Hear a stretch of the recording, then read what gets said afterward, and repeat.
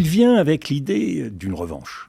Il vient avec l'idée que ses intuitions étaient bonnes, les quelques personnes responsables autour de lui, les adultes autour de lui l'ont empêché de faire ce qu'il voulait, mais c'est lui qui avait raison, et on va voir ce qu'on va voir. D'où le premier acte, en quelque sorte, du trumpisme, de Donald Trump, c'est la politique du choc. Ce que je crois est bon pour l'Amérique, et ce qui est bon pour l'Amérique est bon pour le monde.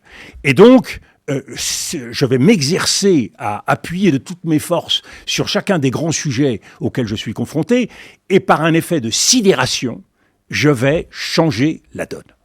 Le deuxième acte du trumpisme, c'est la politique du deal.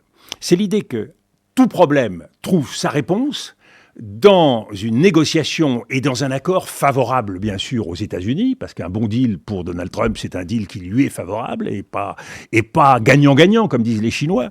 Donc, c'est un deal favorable aux États-Unis.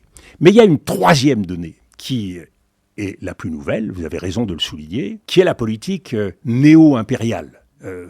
À la fois de nationalisme et d'impérialisme des États-Unis, quand ils posent l'intérêt qu'ont les États-Unis à gagner le Groenland, à s'élargir au Canada, à réquisitionner le canal de Panama et à construire une Riviera.